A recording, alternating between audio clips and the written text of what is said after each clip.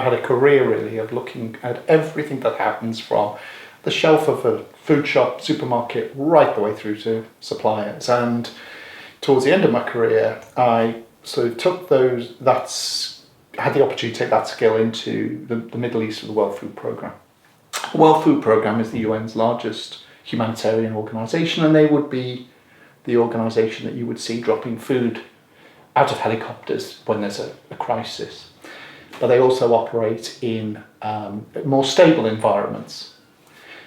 And the challenge that they face is moving to support their beneficiaries in a way that gives nutritional value and dignity.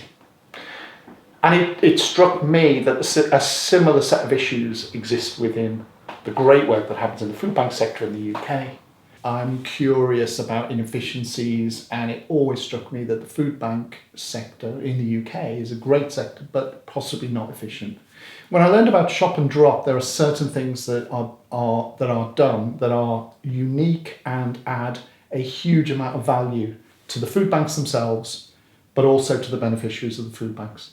And in a nutshell, there are things that make shop and drop unique is that within the sector, it's the only charitable operation that provides exactly what it is that the food banks require in a very, very easy way for the food banks to handle and make best use of volunteer time, but more importantly, offers the beneficiaries a chance to have greater dietary diversity and even actually an element of choice.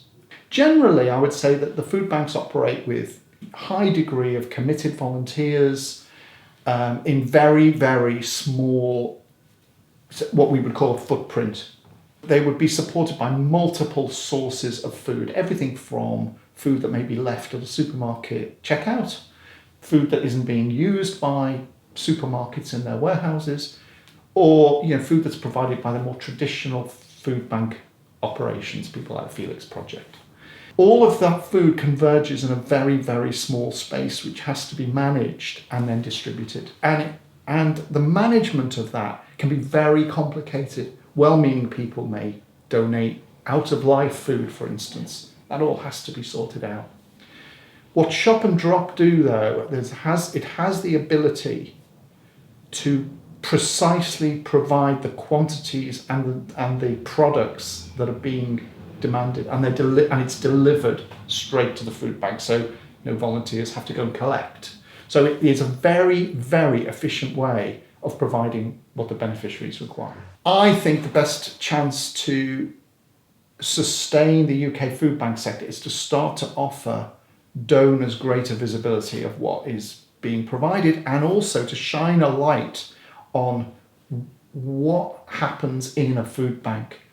We know how many people are involved, but generally if you would look at food bank donations, you will be given figures that perhaps are difficult to calibrate.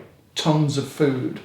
Whereas Shop and Drop will be able to say, and say with certainty, this product, this volume.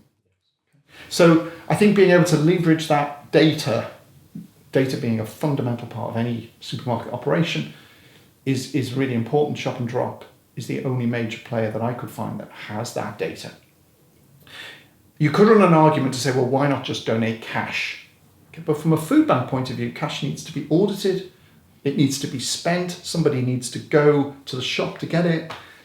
Shop and Drop, in many ways for me, is superior to cash because it's precisely what's required without the hassle of going to the shops. Think of it as a glorified online shopping, but for food banks. By choosing Shop and Drop, you are supporting a progressive, efficient charity that's providing precisely what it is that improves choice and dietary diversity for the beneficiaries.